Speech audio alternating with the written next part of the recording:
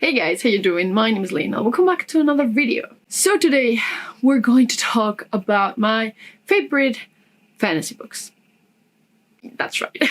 I was at sci-fi now. I always do this update every single February. And the thing is, I usually don't have a huge issue finding my favorite books. But lately, I've rediscovered some books that I just can't live without them now. So I did a top 10. These are in an order, but I also have a lot of honorable mentions that are also like my favorite books, but not like my top 10, you know? Let's just get started with the honorable mentions.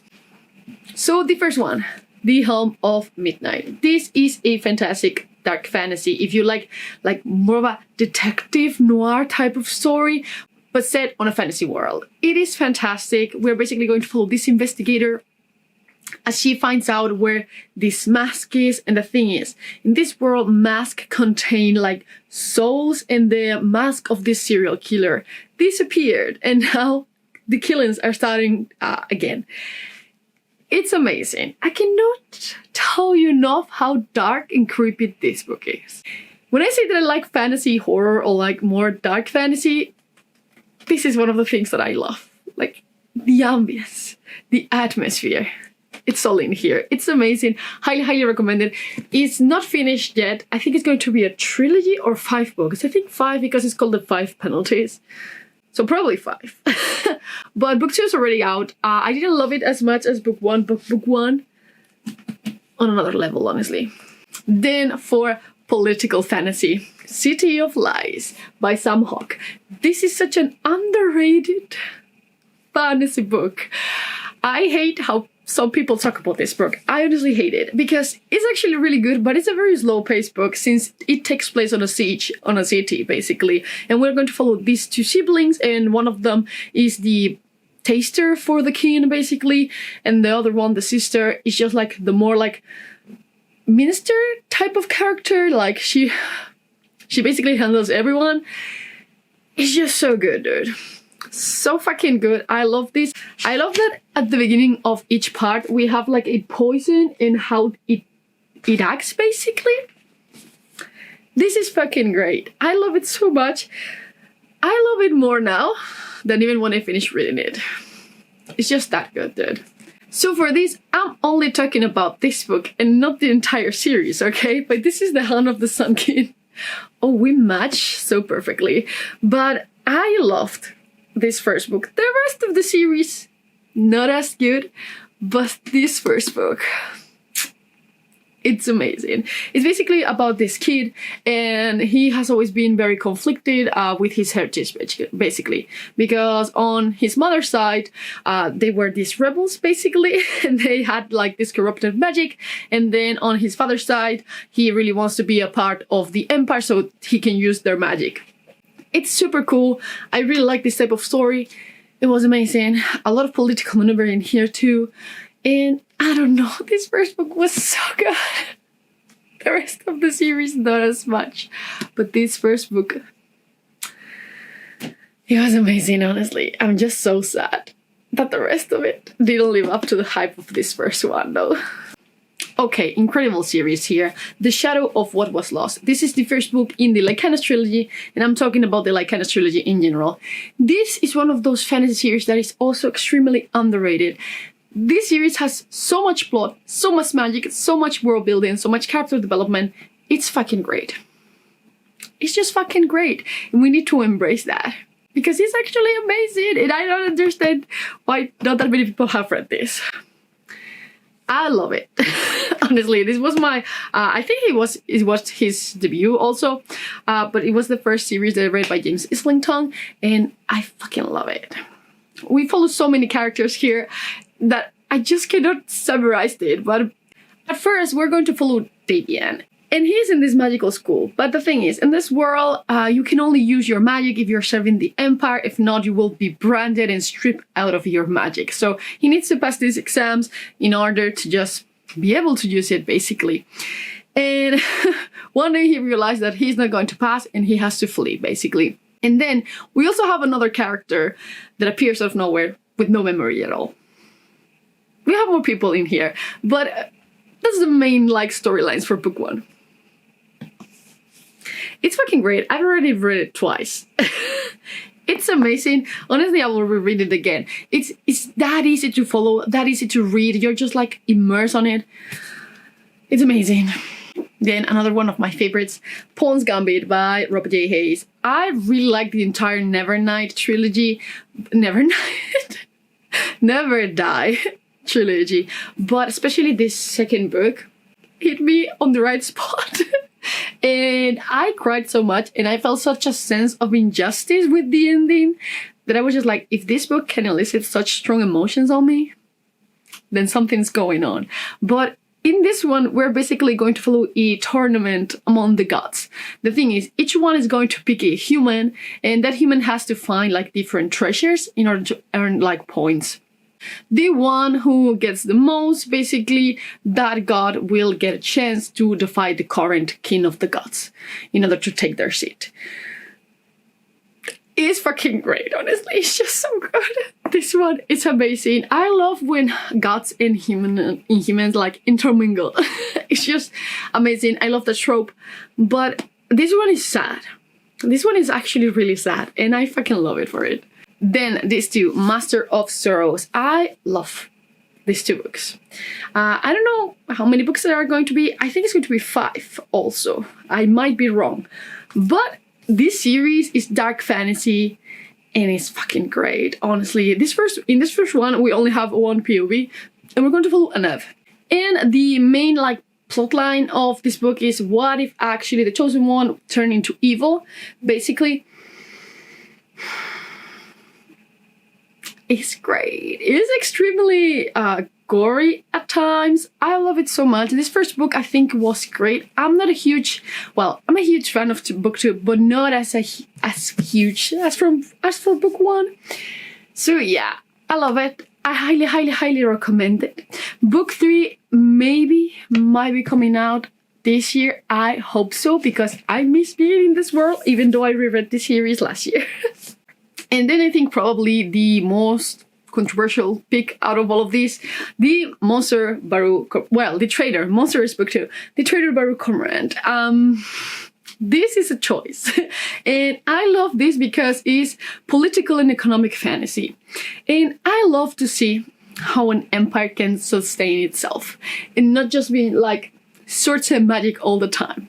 So in this one, we're basically going to follow Baru. And the thing is, this empire comes in, conquer their people, and they are not conquering them in a sense of like with swords and war and such. They're just conquering them through money, basically. So this empire has grown ginormous, and Taru basically swears revenge on this empire, and after she gets her own mission for working for this empire, basically, she starts plotting against them. It's amazing. I know not that many people love this, but I fucking adore this book. I think it's brilliant, super cool, and super unique, but I know it's not a shared opinion. Okay, let's get into the top 10. Number 10, The Mask of Mirrors, The Rook Under the Rose, book 1, basically. This series is fantastic. I've talked about it plenty of times this last year, and I think it's fucking superb. And if you like The Lies of Locke Lamora, you're going to love this. Because this year, The Lies of Locke Lamora is not here. Because it's been such a long time since I've actually read that series that it's just on the back of my mind now. And I much prefer to read this, honestly. Because it has more magic and I fucking love it. But basically, in this one, you're going to follow Ren. She's a con artist. And she disguises herself as a noble lady, and she infiltrates into this town's nobility, basically. And I'm going to leave it at that. I'm going to leave it at that because there's so much more going on here. One of my favorite characters of all time is in this trilogy. I fucking love him so much.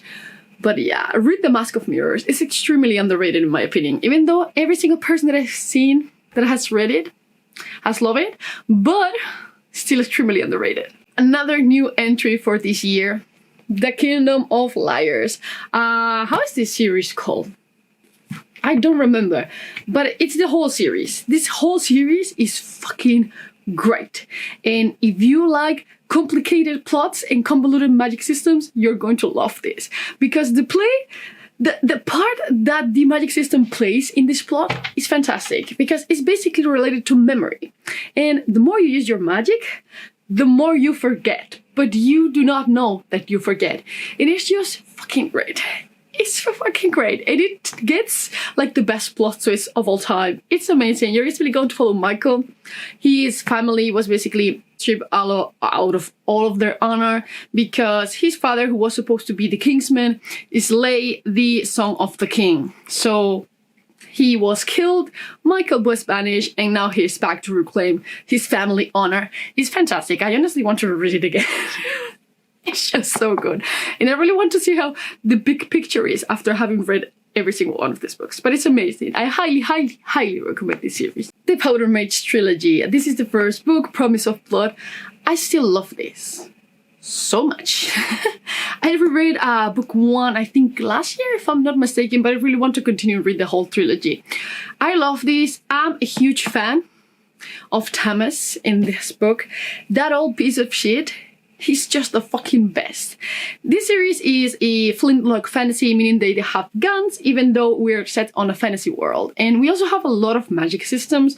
It's amazing. And the way that they are all intertwined is fucking fantastic. But we're basically going to follow Thomas, as I told you. And he just committed a coup. He basically slaved all the nobles and killed the king.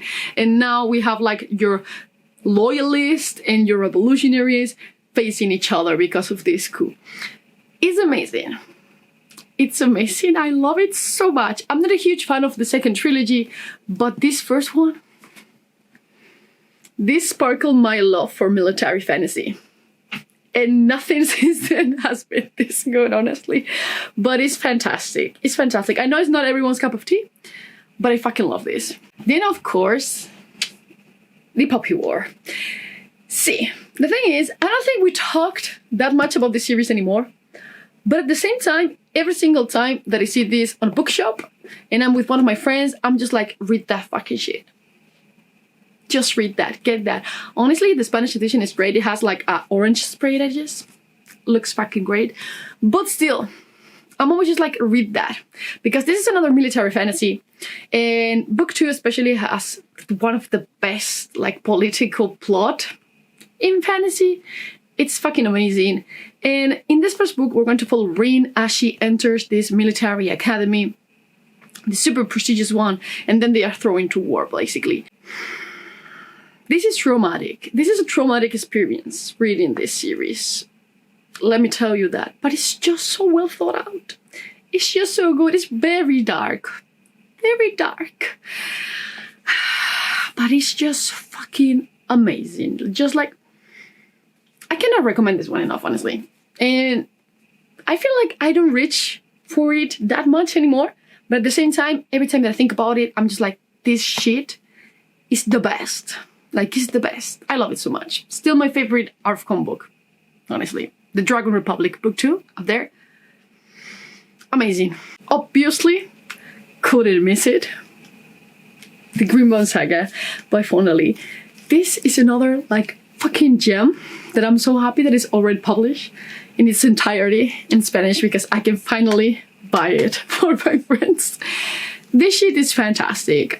This is a fantasy world, but it has more of a urban fantasy type of feeling, in the sense that we are set on a modern type of setting, and we're going to be set on the Isle of Kekan. And in here, they extract this mineral called a jade, and with that, some people can gain the ability, well, they can enhance their abilities, basically. It depends a lot on the person, but we're also going to follow these two classes that face each other for the control of this jade, basically. This shit is fantastic. Honestly, I think this is the book that I can confidently recommend to everybody. Like, I'm feeling fantasy. Well, you can read Jade City. Try the Green Saga. I feel like it's such a good read in general that it's easy to enjoy for everyone. Like, everyone can find their piece of enjoyment here. And I fucking love it so much. I adore this. I really, really love it. I think it's fantastic. The characters are great. The world is great. The story is just so heartfelt. It's definitely not as dark as the Poppy War, but this has its dark moments, especially in book 1. I'm still not over it. It's been like 4 years. I don't care. I'm not over what happened in book 1. I'm not over it. And another surprising entry for this year's top 10, The Will of the Many. I do not care how the rest of the series go. This first fucking book is on another level, dude. It's just so good. The plot of this story, it's amazing. It's been such a long time since I've been just like, I need to know. Just tell me more, please. I need book 2. And this book gave me that. Like, I read it last year and I immediately reread it in January. And it's just so good. But in here, you're going to follow Biz, and he was the son of the governor, basically, and then this empire came in, basically took them down, and he flee, and now he's been hiding in this orphanage, and he's basically trying to find a way to just live a peaceful life until this man that is part of this empire comes in and adopts him so he can investigate the death of his brother on this military academy. It has everything, dude. It has everything. It has like good characters, a good like romance plot that it was fucking good, honestly.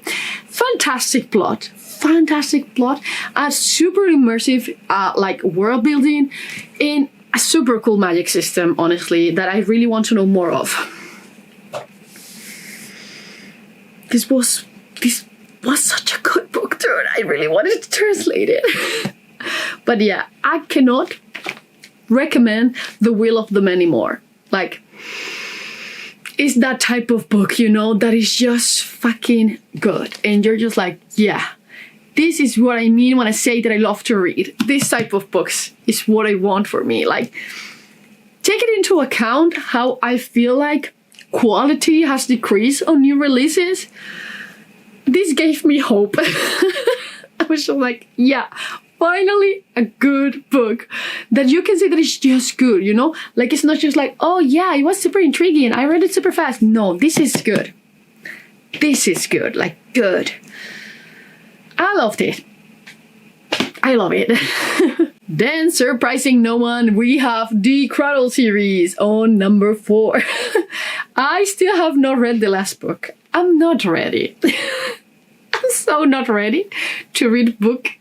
Is it? What book it is? 13? 1, 2, 3, 4, 5, 6, 7, 8, 9, 10, 11, 12. 12. I'm just not ready to read book 12. I don't think I'll ever be. Will I do it? Yeah. But I'm not ready. Like, I want to read the whole series. Last year I tried it and I think I stopped at book 4. But it went into a slump, so it makes sense. But dude, this series is fantastic. This is a literary RPG, basically, where our character is trying to grow stronger and level up, basically. And Lyndon faces so much shit in this series. It's like a great, like, feel-good type of series. It's amazing. I cannot recommend it enough. Basically, in book 1, this is book 3, by the way. I got like a special edition of it. This is one of the only 2 special editions that I have. And one is from this series. But you'll see. In the first book, we're going to follow Lyndon. He was born an unsouled, meaning that he does not have the magic of his clan. So he has always been kind of an outcast. But one day, something goes terribly wrong in a tournament and his life changes. And his life changes forever, basically. It's amazing. Cannot fucking recommend it enough. If you want a good time, read The Cradle. It's amazing, honestly. It's amazing. We are on the top 3. And it's still no surprise to anyone, honestly. It's still the same fucking top 3 as last year. But I don't care. I don't care because these are the best that fantasy has offered me. And I'll take it because number 2 is going to be Sufficiently Advanced Magic by Andrew. This is the Arcane Ascension series. Book 5 is coming out this year, probably. extremely excited. This is another literary RPG. And in here, we're going to follow Corin. And in this world, we have these spires that people climb in order to get an atonement that grants them magic, basically. But the thing is, Corin's brother went missing on his on his judgment day. So now he's always been obsessed with finding him. And for that, he needs to become a spire climber, basically. And it's amazing. His journey is great. I love it. We have a magical school setting, but it's very like drawn out. Like you have all the years, and it's amazing. I love it. One of my favorite characters is also in here. But this, again, as in Cradle, is heavily inspired by Cradle, and the author has said it himself. But man, the way it will make you feel good, it's just like, it's such a happy reading for me. Even though it has like very dramatic moments, it's just such a happy feeling. Every time that I read this, I'm genuinely so happy. You know what? I'm reading this next month. I need this happiness in my life right now. But honestly, Sufficiently Advanced Magic is amazing.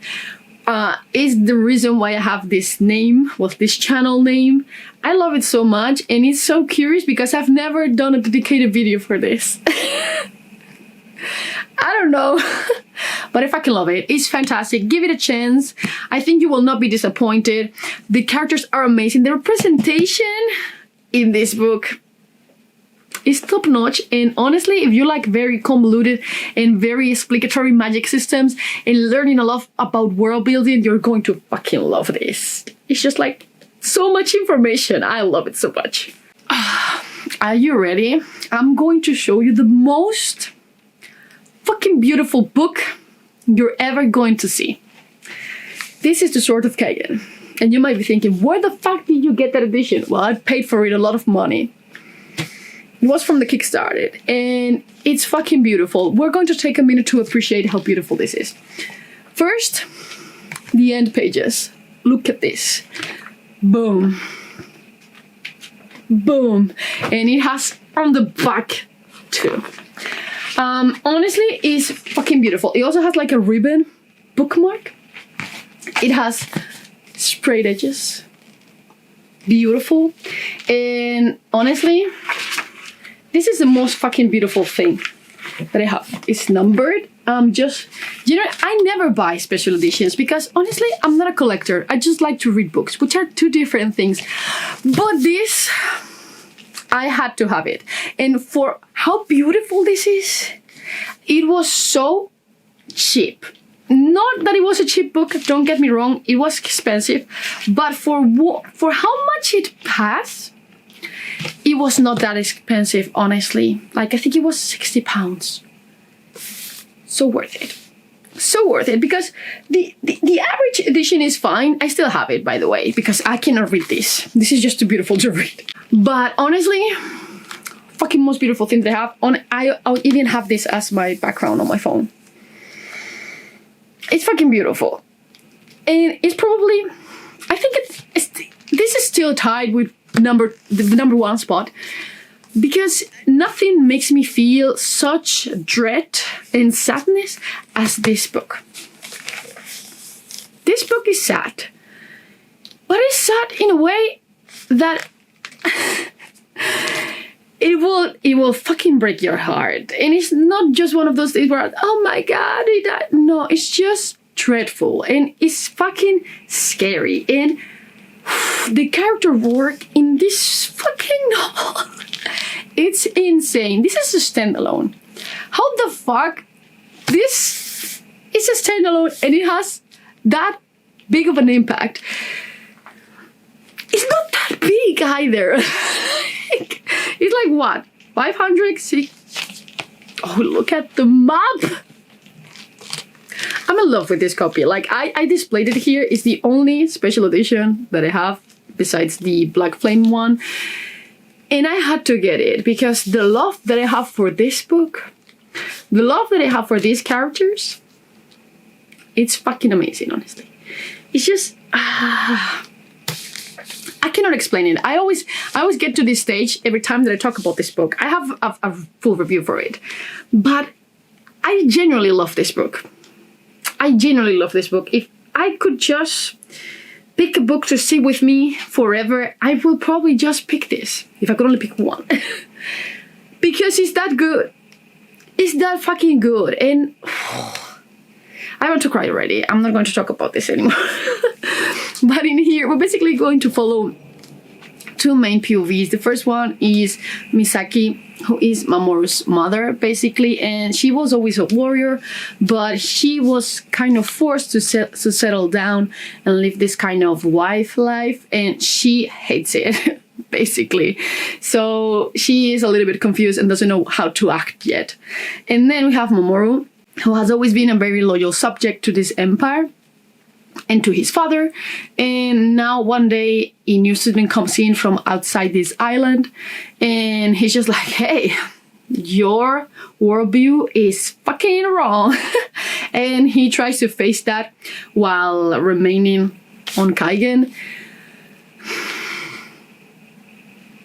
It's amazing, and also the magic in here is just so fucking cool. The battles, you can picture them perfectly.